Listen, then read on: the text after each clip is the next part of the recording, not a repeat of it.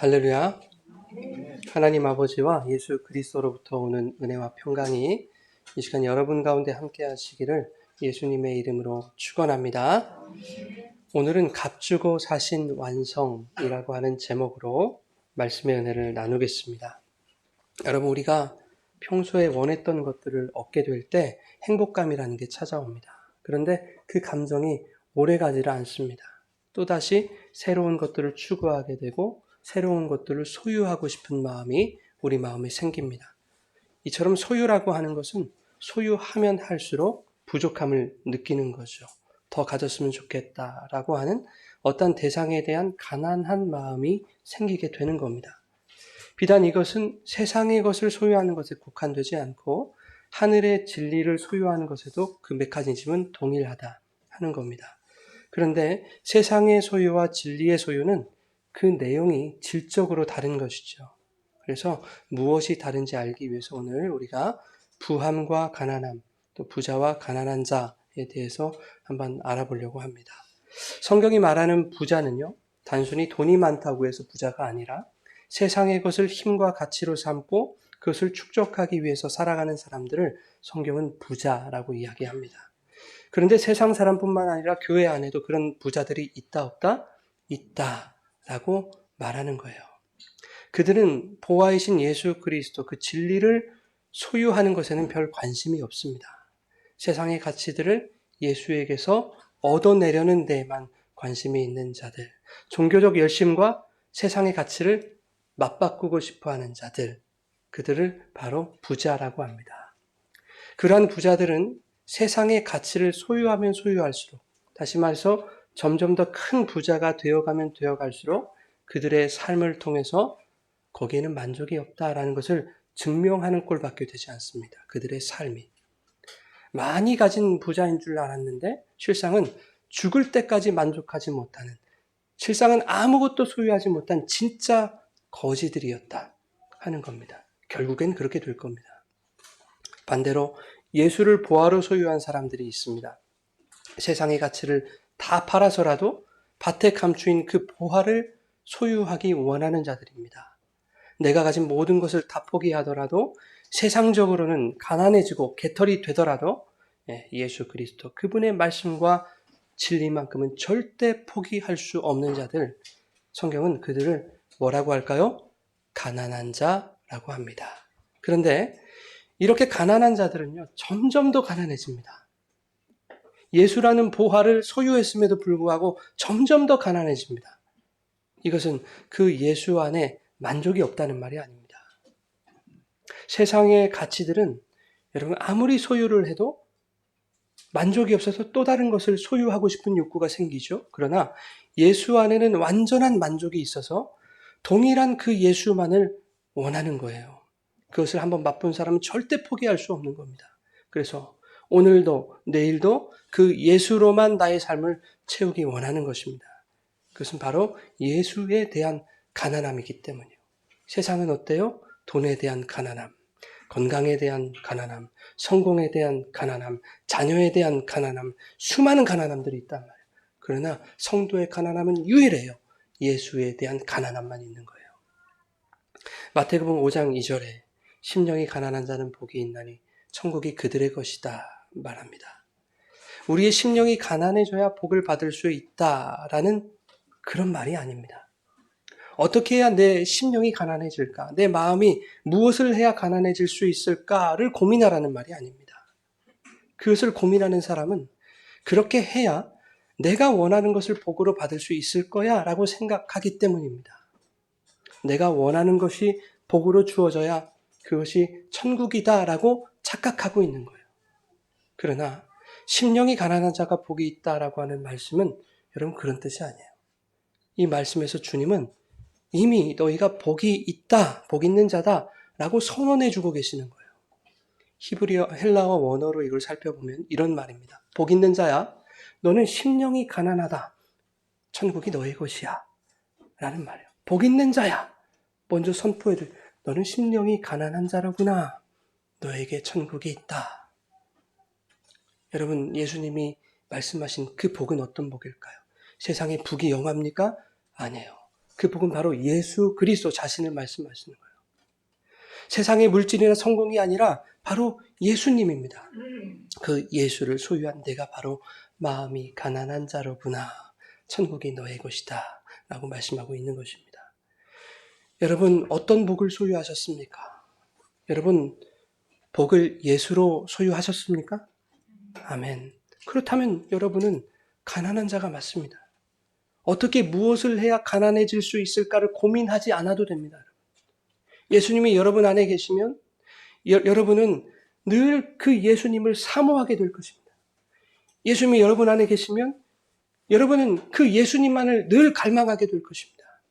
그 예수님의 사랑과 의로움에 날마다 목이 마르게 될 것입니다. 그것이 바로 가난함입니다. 그런데 이상하죠, 여러분. 복이신 예수님, 보아이신 그 예수님을 내가 소유하고 가졌음에도 불구하고 왜 우리는 또 그 예수를 사모하냔 말입니다. 세상의 논리로는 그게 맞지 않잖아요. 내가 소유했으면 다른 것이 보여야 되는데 우리는 그 예수님을 소유했음에도 불구하고 왜 또 그 예수가 사모되는가? 그래서 이 교회 안에 예수를 믿는다고 생각한 생색내는 사람들 중에 자기가 예수를 만났다고 착각하면서 이제는 다른 것을 사모해야지 세상 것에 눈 돌리는 사람이 그토록 많은 거예요. 그러나 여러분 분명히 기억하십시오. 예수님은 진리로 우리에게 들어오셔서 천국이신 당신만을 사모하게 하심으로써 우리 안에 천국을 유지케 하시는 거예요. 우리가 그 예수를 사모하지 않으면 내 사랑은 이걸로 충분해 라고 우리가 착각한다면 말씀을 먹지 않고 기도하지 않아도 목이 마르지 않다면 그는 가난한 자들이 누릴 수 있는 그 천국에서 이탈될 수밖에 없는 것입니다. 사랑하는 내 아이를 내 품에 안고 있는데 우리 지안이를 제가 막 안고 있거든요. 그런데 그 사랑의 감정이 거기서 멈추지를 않는 거예요. 제가 할 수 있는 건 거기까지밖에 없는데 뭔가 더 표현하고 싶은 마음, 그 애틋한 마음이 부모에게 있지 않습니까? 벅차오르는 감동, 그리고 뭔가 더 표현하고 싶은 그 절절한 마음, 이걸로 충분해가 아니라 뭔가 목마르고 갈급한 마음, 그것이 바로 여러분 가난한 마음입니다. 그러나 그것은 또 충만이기도 해요. 그 가난한 마음은. 내 사랑은 이것밖에 안 되잖아요. 아빠가 해줄 수 있는 사랑은. 여기서 더 해주고 싶잖아요. 멈추고 싶지 않잖아요. 근데 저는 이만큼밖에 안 돼요. 나의 한계가 보이잖아요. 하고 싶은데 더 주고 싶은데도 불구하고 더 표현하지 못하고 더 사랑하지 못하는 그 가난한 마음은 여러분 곧 충만입니다. 충만. 여러분 충만함은 가난한 그 자리에 찾아옵니다. 그래서 천국은 가난한 자의 것이다 라고 주님이 말씀하고 있는 것입니다. 성경이 말하는 가난함은 없어서 가난한 것이 아니라 진짜가 주어졌기에 가난한 것입니다. 그러나 실상은 그들이 모든 것을 가진 부자였다. 결과적으로는. 그것이 바로 천국의 부요함입니다. 이것을 고린도후서 6장 10절이 잘 설명하고 있습니다. 고린도후서 6장 10절 같이 읽겠습니다. 근심하는 자 같으나 항상 기뻐하고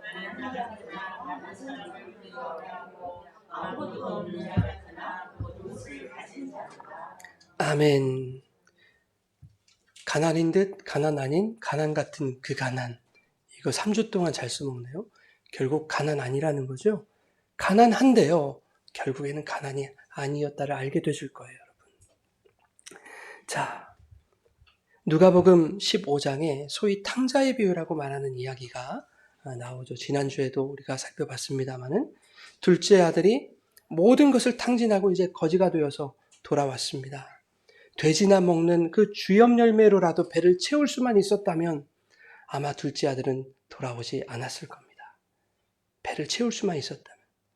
그러나 주엽 열매로 배를 채울 수 없다고 생각이 되자, 그죠?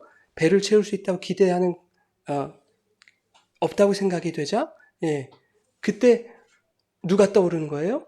아버지가 떠오르는 거예요. 여러분, 주엽 열매로 배를 채울 수 있다고 생각하는 그 사람이 부자인 거예요. 우리가 볼 때는 가난하잖아요. 지질이 궁상이잖아요. 근데 그 세상의 쥐염 열매로 내 배를 채울 수 있다 기대하는 자가 바로 부자란 말입니다. 그런데 그마저도 주는 사람이 없어요. 세상 그 어떤 것으로도 나의 허기를 채울 수 없구나. 그 절대적인 가난함이 그에게 찾아왔을 때 아버지 집에 풍성함이 보이기 시작하는 거예요. 그래서 가난한 자리에 풍성함, 충만함이 찾아옵니다. 반대로 첫째 아들은 세상의 물질적인 가치를 자신의 존재 이유로 삼는 자였어요. 진짜 부자였죠. 아버지 곁에서 열심히 소처럼 묵묵하게 일했습니다. 아버지를 사랑해서 그랬습니까? 그렇지 않죠. 아버지 돈을 사랑했기 때문에. 그러나 아버지에게서 자신이 원하는 것을 얻어내지 못하자 아버지의 권함에도 불구하고 들어오너라 그 권하심에도 불구하고 결국에는 풍성함의 자리로 들어가지 못하는, 그리고 아버지에 대하여 일을 가는 그런 안타까운 일이 벌어지지 않습니까? 영생을 어떻게 얻을 수 있냐라고 부자 청년이 예수님께 질문했을 때 예수님은 너의 소유를 다 팔아서 가난한 자들에게 나누어 주고 나를 따라라 이렇게 말씀하셨습니다. 여러분, 소유를 다 팔아서 가난한 자들이 나누어 주면 그 부자 청년은 어떻게 될까요? 가난해지겠죠? 다 팔았으니까 가난한 자가 되는 거예요. 그런데 주님의 말씀은 거기서 끝나는 것이 아니라 그리고 나를 따라오너라 말씀하십니다. 즉 가난함이라고 하는 것은 주님을 따르는 자의 것입니다. 아무나 가난할 수 없어요. 그래서 주님을 따르는 자가 가난한 자인 거예요. 그들에게만 영생이 있는 것입니다. 오늘 이러한 사전적인 이해를 가지고 이제 오늘 본문 말씀을 살펴보려고 합니다. 여러분, 성경이 복음을 설명할 때 그 복음이 필요한 자들의 실체를 고발하는 것이 우선됩니다. 대부분의 경우.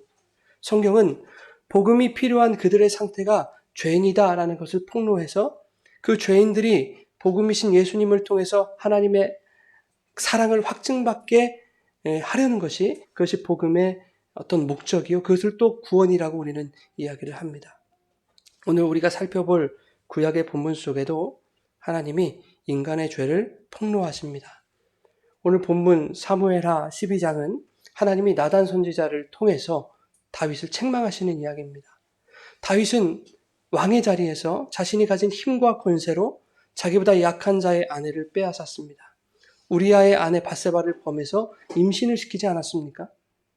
다윗은 이것을 덮기 위해서 전쟁 중인 그 밧세바의 남편 우리아를 불러들입니다. 그래서 밧세바와 동침하게 함으로써 완전 범죄를 이제 꾀하려고 했던 거죠. 그러나 우리아는 보통 충신이 아니었거든요. 내가 모시는 이 모압 장군과 내 부하들이 지금 목숨을 걸고 전쟁에서 치열하게 전투를 벌이고 있는데 어찌 내가 편하게 집에서 쉴 수 있단 말입니까? 그리고는 왕궁 문에서 부하들과 노숙을 했습니다. 다윗은 그러한 충신을 가장 치열한 전투에 그것도 선봉에 세웁니다. 그래서 그를 죽게 하는 것이죠. 성경은 다윗이 행한 그 일이 여호와 보시기에 뭐했다?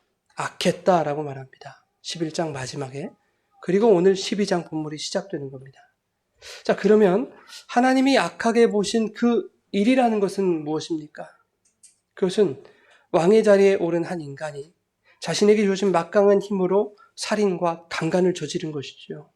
다시 말하면 다른 이의 목숨을 빼앗고 타인의 아내를 빼앗고 힘없는 여인에게서 남편을 강탈한 강도요 절도를 말하는 거예요. 요한복음 10장에 나오죠. 강도요 절도다.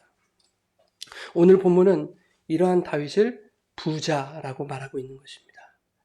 여러분 기억하십시오. 절도, 강도, 도둑, 부자 다 똑같은 말이에요. 하나님이 나단 선지자를 이제 다윗에게 보내십니다. 그리고 나단 선지자는 한 비유를 이제 다윗에게 이야기합니다. 그 내용은 이렇습니다. 한 성읍에 부한 사람과 가난한 사람이 있었습니다. 부자는 양과 소가 심히 많은 부자였습니다. 가난한 자는 전 재산을 주고 양 한 마리를 산 거예요. 그래서 그 소유가 양 한 마리밖에 없습니다. 가난한 자는 그 양 한 마리를 마치 자기 딸처럼 애지중지 키웠습니다. 어느 날 부자에게 행인이 찾아왔어요. 유대 사회에는요, 지나가는 행인이 찾아왔을 때 대접하는 사회였어요. 나그네를 선대하는 문화가 있었단 말이에요. 그래서 그 행인을 대접해야 됩니다. 그런데 부자는요, 자기의 그 많은 소와 양 중에서 택하여 그것을 잡지 아니하고 가난한 사람의 양 한 마리를 빼앗아다가 그 양을 잡았습니다. 부자가 가난한 자의 것을 강탈한 이야기를 나단이 들려주고 있는 거예요. 여러분, 본문 8절은요, 하나님이 다윗에게 많은 것을 주셨다고 말합니다. 우리 본문 8절 우리 같이 읽겠습니다. 내 주인의 집을 이스라엘과 유다 족속을 내게 맡겼느니라. 만일 그것이 부족하였을 것 같으면 내가 내게 이것저것을 더 주었으리라. 자, 그런데 지금 하나님이 부족함 없이 줬다고 말씀하시는데 부족함 없이 받은 다윗이 뭔가 부족함을 느낀 거예요. 많은 것을 소유한 다윗에게 탐심이 일어납니다. 그래서 부자가 행위를 위해서 자기 양과 소를 잡지 않고 가난한 자가 딸처럼 생각했던 그 양을 잡았던 것처럼 부자 다윗이 가난한 자 우리아의 단 한 마리 양과 같았던 그 아내를 강탈해버린 거예요. 본문은 다윗이 바로 이러한 부자요, 강도요, 절도다라고 고발하고 있는 것입니다. 자, 여러분, 우리가 이 나단 선지자가 전해주는 이 이야기를 지금 들었을 때에 누가 봐도 다윗의 불의함을 책망하시는 이야기다라는 것을 어렵지 않게 알 수 있지 않습니까? 그러나 정작 다윗 자신은 이 이야기가 자신을 향한 것임을 알지 못하고 있습니다. 그리고 오히려 다윗은 부자에게 노하고 있습니다. 우리 5절과 6절 같이 읽겠습니다. 그 사람으로 말미암아 노하여 나단에게 이르되 이 일을 행한 그 사람은 마땅히 죽을 자라. 그가 불쌍히 여기지 아니하고 이런 일을 행하였으니 그 양 새끼를 4배나 갚아주어야 하리라 한지라. 아멘. 자, 다윗은 지금 대단한 의로움에 사로잡혀서요. 지금 부자를 저주하고 있지 않습니까? 그런 부자는 마땅히 죽어야 할 것이다 라고 저주하고 있다고요. 그러나 이 저주는 사실은 누구에 대한 저주예요? 자기 자신을 향한 저주란 말이죠. 네. 다윗이 말한 대로 이 강도와 절도를 행한 불의한 자들은 하나님의 의로운 심판을 받아야 하는 것이 마땅합니다. 그런데 문제는 뭐냐면 그 심판을 받아 마땅히 죽어야 할 자가 바로 나 자신이라는 것을 다윗이 모른다고 하는 사실이에요. 그것이 지금 다윗의 문제이고 그것이 누구의 문제예요? 우리의 문제라고, 우리의 문제. 본문에서의 다윗은 예수 그리스도의 모형으로서 지금 설명되고 있는 것이 아니라 죄인인 우리의 모습을 대변하고 있는 거예요. 다윗은 율법을 매우 잘 알고 있는 사람입니다. 그래서 나단이 예로 들고 있었던 그 부자에게 서슬퍼런 율법의 칼날을 들이밀고 있어요. 6절에 보니까 가난한 자를 불쌍히 여기지 않고 오히려 그에게서 강탈하죠. 예, 그러한 부자는 가난한 자에게 양을 몇 배로 갚아야 된다고요? 4배로 갚아야 된다. 그것이 옳은 것이다. 이렇게 말하고 있어요. 이것은 출애굽기 22장 1절 말씀을 근거한 것입니다. 우리 같이 한번 읽어볼까요? 출애굽기 22장 1절. 사람이나 소나 양을 도둑질하여 잡거나 팔면 양 한 마리에 양 4마리로 갚을지니라. 아멘. 이렇게 다윗은 율법을 아주 잘 알고 있었어요. 그리고 그 부자가 자기 자신인 것을 모를 때에는 매우 냉정하고 매몰차게 그 부자에게 율법의 칼을 겨누고 있는 거예요. 이게 누구의 모습이라고요? 우리의 모습이라고, 우리의 모습. 그런데 나단이 듣다 못해서 이제 찬물을 끼얹는 것입니다. 그 부자가 바로 당신입니다 라고 말하고 있는 거예요. 오늘 이 나단의 책망을 누가 들어야 된다고요? 바로 우리가 들어야 된다. 그 부자들이 바로 우리들이다 라고 하는 음성으로 우리는 들어야 된다 하는 겁니다. 하나님이 나단을 통해서 다윗에게 말씀하시죠. 오늘 본문 7절 8절에 뭐라고 하냐면 내가 너를 이스라엘 왕으로 기름 붓게 하기 위해서 너를 사울의 손에서 구원했다. 네 주인의 집을 내가 너에게 주었고 네 주인의 아내들을 너의 품에 두었고 이스라엘과 유다 족속을 너에게 맡기지 않았느냐. 만일 그것이 부족할 것 같았으면 내가 이것저것을 더해서 너에게 주지 않았겠는가. 이렇게 말씀하는 거예요. 그러니까 다윗에게 부족한 것은 하나님이 그에게 주셨던 소유가 아니었습니다. 다윗에게 부족한 건 무엇이었습니까? 그를 구원하시고 왕으로 삼아주신 하나님의 존재에 대한 결핍이 있었던 거예요. 하나님의 부재가 있었던 거예요. 뿐만 아니라 다윗은 온 이스라엘과 유다 족속에게 하나님의 은혜와 그 선한 영향력을 흘려보내야 할 그 의무와 책임을 저버리고 있는 것입니다. 그런데 천만다행스럽게도 다윗은 나단을 통해 책망하시는 하나님의 그 말씀이 마침내 나에게 하시는 말씀이다라는 것을 깨닫게 됩니다. 그리고 뭘 하죠? 회개를 합니다. 사무엘하 12장 13절 우리 같이 읽겠습니다. 나단에게 이르되 내가 여호와께서도 당신의 죄를 사하셨나이다. 아멘. 자, 다윗이 조금 전에 가난한 자의 양을 강탈한 그 부자는 죽어 마땅하다 이렇게 말했단 말이죠. 그리고 율법에 의하면 그런 자는 양을 몇 배로 갚아준다고요? 4배나 갚아줘야 된다 그렇게 율법 말하고 있단 말이에요. 그렇다면 여러분 4배로 갚아준다는 이 말이 마땅히 죽어야 할 그 죽음을 설명하고 있다고요. 다시 말하면 마땅히 죽어야 한다는 것과 4배로 갚아야 된다라는 말은 같은 말이라고요. 그렇죠? 그런데 이제 다윗은 그 부자가 자기 자신이라는 걸 깨달아 버렸어요. 알게 됐어요. 그러면 다윗은 마땅히 죽거나 아니면 4배로 갚아야 되는 거예요. 그러나 다윗이 저지른 죄에 대해서 다윗이 갚을 수 있는 게 아니잖아요. 100번 양보를 해서 밧세바는 자기 아내로 맞아서 자기가 평생 데리고 살 수 있다고 쳐도 그녀에게서 강탈해버린 그녀의 남편 우리아는 이미 죽었단 말이에요. 무슨 수로 그것을 갚겠습니까? 자, 율법은 고의로 사람을 죽인 자는 반드시 쳐 죽여야 한다 그렇게 말하고 있어요.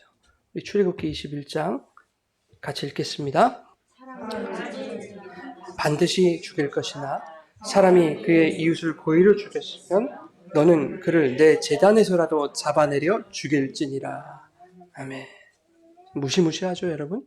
제단에서 끌어내려서라도 죽이라고 하는 거죠.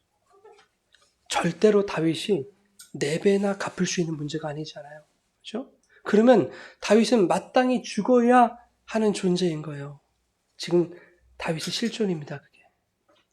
그것이 다윗의 실존이기도 하지만 누구의 실존입니까? 바로 우리의 실존이에요. 마땅히 죽어야 할 자들. 그런데 놀라운 반전이 일어나지 않아요? 율법에 의하면 마땅히 죽어야 되는 것이 맞는데 그것이 4배로 갚는 길인데 다윗이 회개를 하자 나단이 뭐라고 말합니까? 여호와께서도 당신의 죄를 사하셨나니 당신이 죽지 않을 것입니다. 라고 말하고 있는 거예요. 다시 말해서 회개를 하자 4배로 갚는 것과 방불한 일이 일어나는 거예요. 여러분, 회개는 마땅히 죽을 자가 죽지 않게 하는 능력이 있는 거예요. 그래서 여러분 앞서 말씀드린 부자 청년 이야기에서 소유를 다 팔아서 가난한 자에게 나눠줘라 라는 것은 사실 그가 할 수 있는 영역이 아닌 거예요. 그에게 불가능한 영역입니다. 그러니 그러한 너의 실존을 깨닫고 가난한 마음 되어서 어떻게 하라는 겁니까? 회개하라는 거였어요, 주님은. 회개 없이는 예수를 따를 수 없고 회개 없이는 영생을 얻을 수 없다는 얘기예요. 그래서 고린도후서 7장 10절에 우리 사도 바울 선생님께서 이렇게 말씀하셨어요. 구원에 이르게 하는 회개다라고 말씀하신 거예요. 자, 그런데 오늘 누가복음 본문에서 다윗과 비슷한 상황이 펼쳐집니다. 오늘 누가복음 19장 누구 이야기죠? 읽어보셨을 텐데.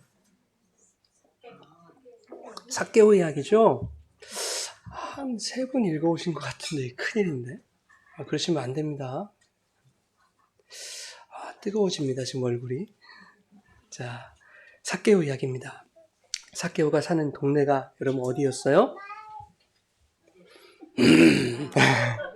여리고였어요, 여리고. 네, 여리고. 네, 예수님이 삭개오를 만나시기 위해서 일부러 이제 여리고로 들어가시는 거예요. 예수님이 예루살렘으로 가시는데 굳이 여리고 들으실 필요가 없어요. 그런데 여리고 땅을 일부러 지나가시는 거예요. 여러분, 여리고는 세계에서 가장 오래된 성읍입니다. 구약에도 여리고가 나오죠. 어디서 나옵니까, 여러분? 요단강을 건넌 여호수아에게 하나님이 처음으로 함락하게 하신 그 성이 어디예요? 여리고 성이죠. 견고한 성 여리고. 가장 오래된 성읍으로서 인류의 죄의 역사를 대표하고 있는 죄의 철옹성을 상징하는 그것이 바로 여리고입니다. 그러한 여리고를 하나님이 여호수아를 통해서 하나님이 다 무너뜨리셨잖아요. 그런데 오늘 누가복음 본문에서 그와 같은 일이 일어나는 거예요. 삭개오 이야기에서. 여리고는 제사장과 레위인들이 이렇게 모여 사는 곳이었거든요. 그런 지역이었어요. 죄악의 철옹성과 제사장, 레위인, 뭔가 매치가 안 되는 것 같잖아요. 제사장과 레위인들은 하나님 예배하는 일들을 담당했기 때문에 거룩한 자처럼 여기잖아요. 근데 아니에요. 사실 그 조합이 너무 잘 어울리는 조합인 거예요. 예수님이 그것을 고발하시는 거예요. 여러분, 선한 사마리아인의 비유 기억하시죠? 강도 만난 자의 비유라고도 하는데 그 비유에서 예루살렘 성전 제사를 마치고 제사장과 레위인들이 이 자기들의 거주 지역인 여리고로 이렇게 내려가고 있었습니다. 예루살렘에서 여리고로. 그런데 그 길에 누가 있어요? 강도 만난 자가 누워 있는 거예요. 죽지 않았어요. 거반 죽었다고 얘기하고 있죠. 그런데 레위인과 제사장은 그 강도 만난 자를 보자 어떻게 했습니까? 생사 여부도 확인하지 않았어요. 오히려 그를 피하여 지나갔습니다. 이 피하여 지나갔다는 말은 멀리 돌아갔다는 얘기예요.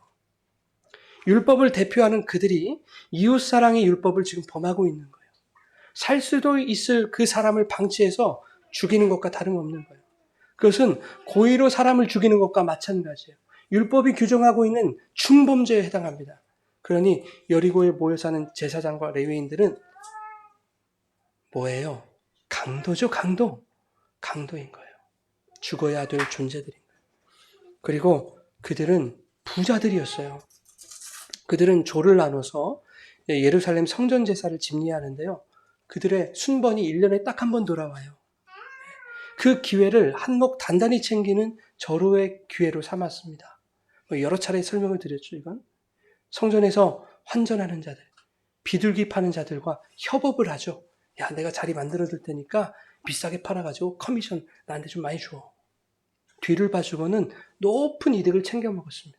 그래서 예루살렘에서 제사 마치고 여리고로 돌아가는 길에는 늘 주머니가 어땠을까요? 두둑했던 거예요. 그것을 누가 알았을까요? 강도들이 안 거예요. 강도들이 알고는 그들이 오는 길목에서 제사장 레위인을 노리는 경우가 왕왕 있었습니다. 심지어는 강도들이 마치 자기들이 강도당한 것처럼 쓰러져 있었어요. 위장을 합니다. 그러면 제사장 레위인들이 와서 나귀에서 내릴 때 그들을 덮치는 거예요. 그런 일이 많이 있었기 때문에 그것이 두려워서 멀리 피해 갔을 수도 있어요. 근데 그것은 이유가 되지 못해요. 어쨌거나 제사장 레위는 부자요 강도인 게 맞는 거예요. 그 부자와 강도들이 모여 사는 곳이 어디다, 여러분? 죄의 철옹성 여리고였다. 그런데 그곳에 두 부류의 강도와 부자가 있는 거예요. 한 부류는 예수님이 가시는 곳마다 늘 쫓아다녔던 예수님 관심병에 걸렸던 누구입니까? 바리새인들, 서기관들, 이런 사람들. 우리 7절 한번 보겠습니다. 우리 본문 7절 시작. 수군거려 이르되 아멘. 여러분, 여기서 뭇사람은 누굽니까? 네, 바리새인들 말하겠죠. 그들은 예수님을 따라다니면서 수군거렸어요.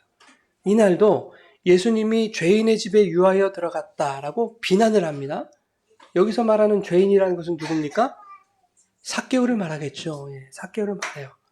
바리새인들은 어김없이 자신들이 진리라고 믿는 율법의 잣대로 세리 삭개오를 죄인으로 규정해 버렸어요.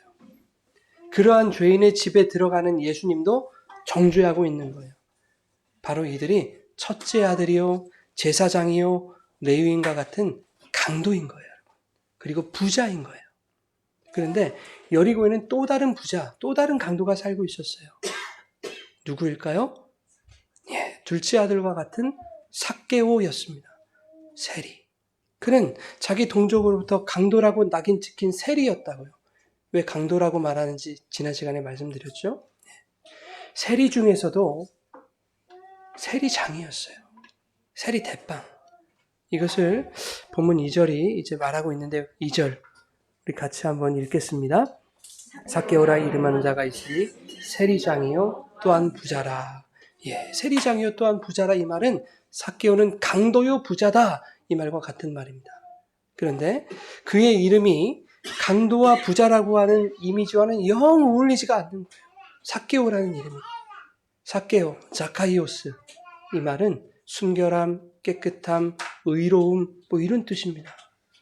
하는 짓은 영락없이 강도인데 이름의 뜻은 깨끗함, 순결함, 의로움이라고 하니까 사람들이 그를 볼 때 얼마나 이 끓어오르는 분노가 있었겠습니까?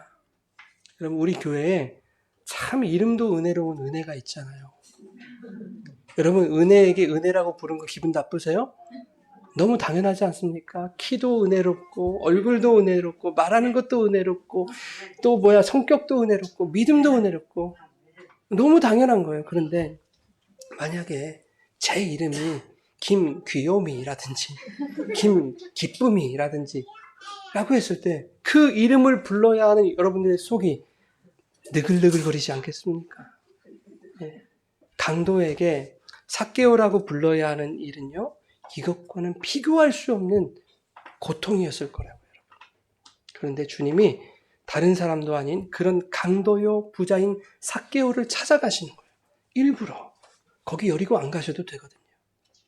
삭개오에게 어떤 결핍이 있었고 또 어떤 아픔이 있었고 어떤 마음의 변화가 있었고 왜 예수님을 그가 만나고 싶어 했는지 그런 것은 우리 오늘 지나가시자고요.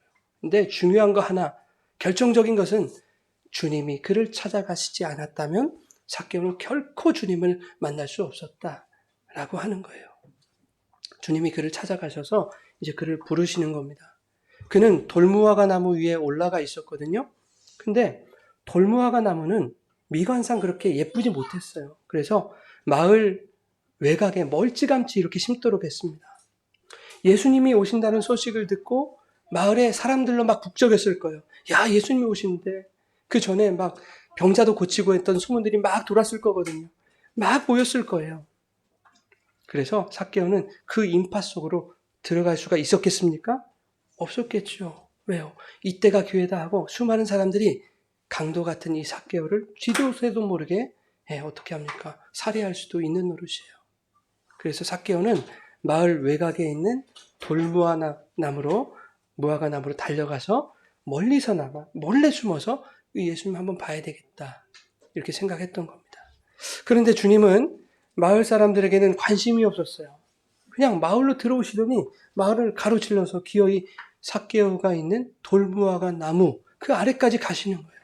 거기서 삭개오를 불러 내리십니다. 삭개오야 내려오너라. 수많은 사람들이 예수님이 따라왔을 거 아닙니까? 그 인파 속으로 삭개오를 불러 내리시는 거예요. 삭개오는 율법의 돌에 맞아 죽어 마땅한 강도의 부자였단 말이에요. 거기서 내려오면 사람들에 의해서 험한 일을 당하게 될지 모르는 일이에요. 삭개오가 내려온다는 것은 돌무화과 나무에 숨어있던 강도요 부자인 자신의 죄된 실체를 수많은 사람들 앞에서 예수님 앞에서 다 인정한다는 이야기입니다. 나단이 다윗에게 그 사람이 바로 당신입니다 라고 말했듯이 주님은 지금 삭개오에게 삭개오야 네가 바로 그 강도야. 네가 바로 부자다. 네가 바로 죄인이다 라고 지금 고발하시면서 이제 내려와서 너의 죄인됨을 인정하고 회개하여 구원에 참여하여라 라고 부르고 계시는 거예요. 삭개오는 그 음성을 듣고 급히 내려와서 주님을 즐겁게 영접했습니다. 그 나무에서 내려오면 율법에 얻어맞고 사람들에게 짓밟힐 줄 알았는데 그에게 오히려 무엇이 찾아와요? 즐거움이 찾아왔습니다. 주님을 영접하는 구원이 찾아왔어요. 여러분, 주님의 음성을 듣고 죄의 자리에서 우리 내려와 회개하면 우리가 죽음으로 감당해야 할 그 형벌들 우리 주님이 다 감당해 주시는 거예요. 우리가 당해야 할 고통과 아픔들 주님이 짊어져 주시는 겁니다. 주님은 그렇게 우리에게 늘 좋은 것으로 그리고 구원으로 응답해 주시는 분입니다. 또한 그에게뿐만 아니라 그를 통해 그를 통해 구원이 어떻게 됩니까? 그의 집안으로 확산되지 않습니까? 오늘 구원이 이 집에 이르렀다 말씀해 주시죠. 지난 시간에 세리 마태 한 사람의 부르심으로 많은 세리와 많은 죄인들, 나아가서는 모든 세리와 모든 죄인들이 주님 앞에 나온 것을 여러분 기억하시면 여러분 오늘 삭개오 이야기가 그 이야기의 연장이라고 생각할 수 있습니다. 여러분 예수님을 영접한 삭개오는 중대한 결단을 내립니다. 어떤 결단을 내릴까요? 소유의 절반을 가난한 자에게 나누겠습니다. 또 하나는 속여 빼앗은 것이 있다면 몇 배나? 4배나 갚겠습니다. 이거 누가 한 말이에요? 다윗이 한 말이에요. 율법에 기록되어 있는 정확한 율법을 지금 얘기하고 있는 거예요. 그렇다면 삭개오가 결단한 이 결단은 삭개오가 갚을 수 있다는 얘기입니까? 아니면 불가능하다는 얘기입니까? 사실은 그건 불가능한 거예요. 삭개오. 소유의 절반을 가난한 자에게 나누겠다라고 말하지만 이거는 소유 전체를 말하는 거죠. 모든 소유를 말하는 것이거든요. 왜냐하면 그의 소유 모두는 속여서 빼앗은 것이기 때문에 4배로 갚으려면 모든 소유를 다 털어도 감당이 안 되는 거예요, 여러분. 그러니 삭개오의 결단과 그의 의지로는 절대로 갚을 수 없는 거예요. 이미 삭개오가 예수님을 기쁨으로 영접했을 때 그 모든 것을 이미 예수님이 다 갚아주신 겁니다, 여러분. 삭개오가 속여서 빼앗은 것을 4배로 갚겠다고 이렇게 말하자 바로 다음 구절에 예수님이 오늘 구원이 이 집에 이르렀다 이렇게 말씀하십니다. 이렇게 말씀하시는 것은 그러한 결단과 행위가 있어야 구원이 주어진다는 소리가 아니에요. 제 묵상으로는 이렇습니다. 삭개오야, 그거 참 귀한 결단이다. 맞아. 그런 마음으로 살아야 되는 건 맞아.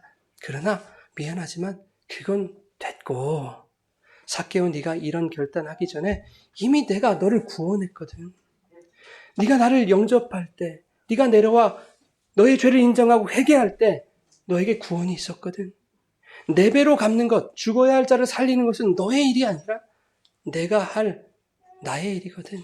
바로 나 예수가 구원으로 완성하는 나의 일이거든. 주님이 아마 그렇게 삭개오에게 말씀하시지 않았을까 저는 그렇게 묵상이 돼요.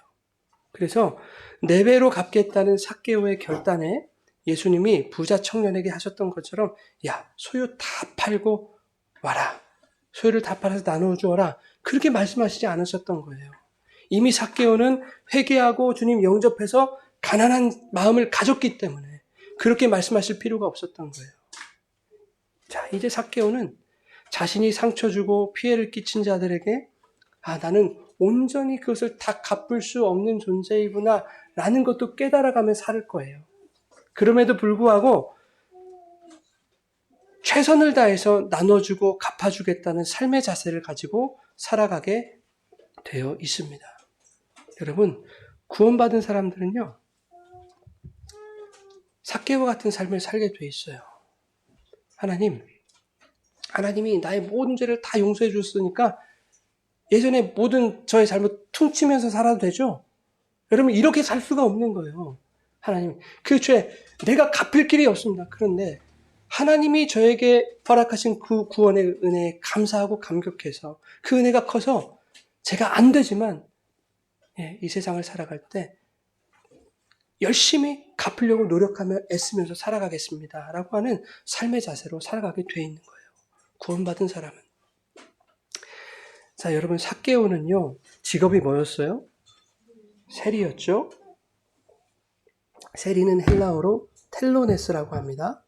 텔로네스는 텔로스와 오네오마이라는 말의 합성어예요. 텔로스는 여러분 아시는 말이에요. 테텔레스타이, 다 이루었다. 뭐예요? 완성이란 말이고요. 오네오마이는 값주고 사다라는 얘기예요.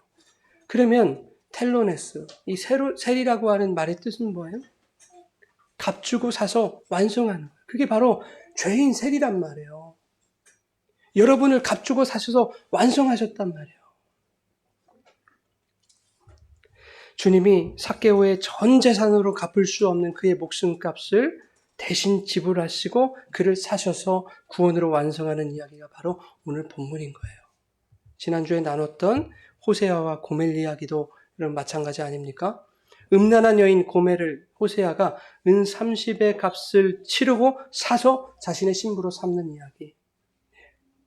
성경은 이 고멜과 이 삭개오가 바로 저와 여러분이라는 것을 말씀하고 있어요. 저 같은 죄인, 여러분 같은 죄인이 바로 삭개오, 고멜이다. 그런데 그 죄인들에게 뭐가 있을 것이다?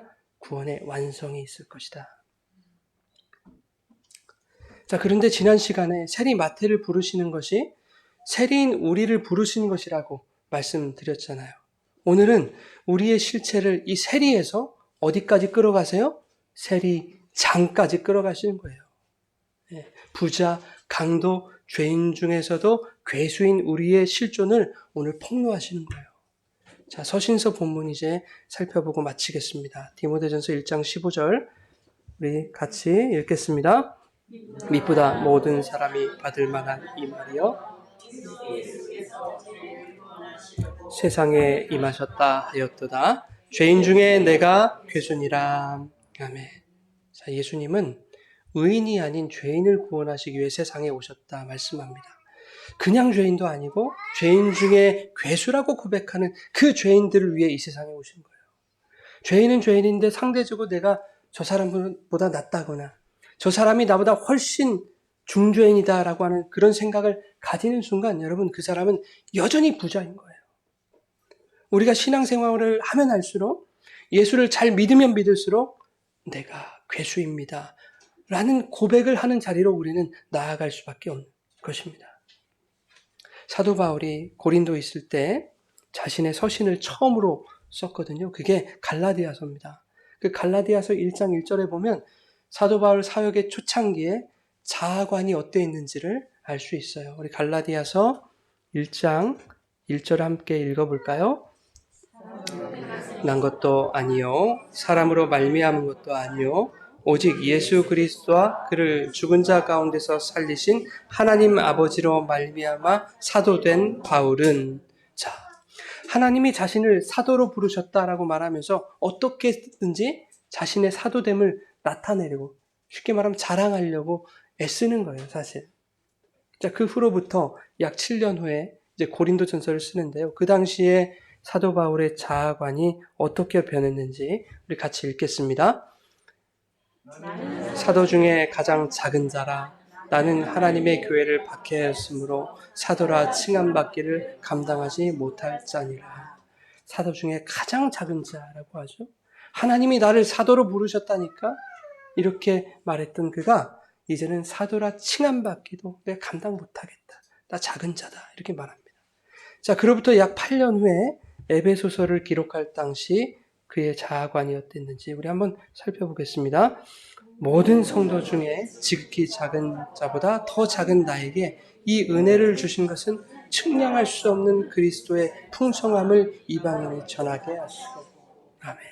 이제는 뭐라고 해요? 모든 성도 중에 지극히 작은 자보다 더 작은 나보다 작은 사람이 없는 거예요. 점점 아주 못된 사람으로 흘러가고 있죠. 자, 이제 로마에서 자신의 사역 말년을 보내고 있을 때 죽기 몇 년 전에 그의 자아관이 어떻게 변했을까요? 우리가 아까 읽었던 본문의 말씀입니다. 내가 죄인 중에 괴수입니다 까지 가는 거예요, 사도 바울은. 이 대사도 바울도 이런데요. 오늘날 교회는 정반대로 흘러가고 있지 않습니까? 열심히 신앙생활하고 열심히 예수 잘 믿으면 다들 슈퍼맨이 될 줄 알고 있다니까요. 다들 재판장이 될 줄 알고 있다니까요. 그래서 교회 안에서 형제자매 신앙을 재단하고 평가하고 그런단 말이죠. 첫째 아들처럼. 얘가 창녀랑 놀아놨어요. 죄인이에요. 첫째 아들처럼.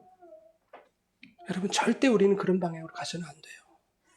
우리는 모두 둘째 아들들이어야 돼요. 우리들은 세리여야 합니다. 우리는 내가 삭개오임을 인정해야 됩니다. 죄인 중에 괴수가 나임을 깨닫고 고백하셔야 됩니다. 그래야 그 괴수 구원하시려고 낮고 낮은 이 죄악의 철옹성까지 내려오신 예수 그리스도를 우리가 만날 수 있는 거예요. 여러분, 오늘 추수감사 주일입니다. 여러분은 이 감사 주일에 무엇을 감사하시겠습니까? 풍성한 오곡백과를 감사하시겠습니까? 풍요로운 여러분의 삶을 감사하시겠습니까? 잘 되어가는 여러분의 인생을 감사하시겠습니까? 물론 그 모든 것이 감사의 제목일 겁니다. 그러나 추수감사의 본질은 그게 아니에요. 고린도서 8장 9절의 말씀 우리 같이 한번 읽어볼까요? 시작.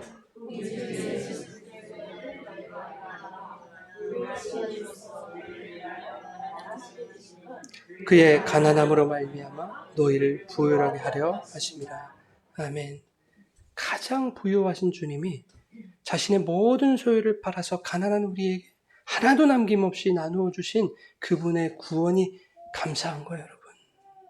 가장 부유하신 분이 자신의 탈탈 털어서 모든 물과 피를 다 쏟으셔서 가장 가난한 자가 되셔서 죽어야 할 우리 죄인 중에 괴수인 우리들을 사신 것, 그래서 구원으로 완성하신 것, 그 일에 여러분 감사하시기를 간절히 부탁을 드립니다. 자신의 생명값을 치르시고 십자가에 달리셔서 다 이루었다. 테텔레스타이, 그 구원의 완성을 이루신 예수님의 은혜에 여러분 감사하시기 바랍니다. 오늘 감사주일 죄인 중에 괴수들, 고멜들, 삭개오들을 위해서 십자가 보혈로 값주고 사셔서 구원으로 완성하신 예수 그리스도의 은혜에 대한 감사가 뜨겁게 회복되는 저와 여러분 되시기를 예수님의 이름으로 축원합니다.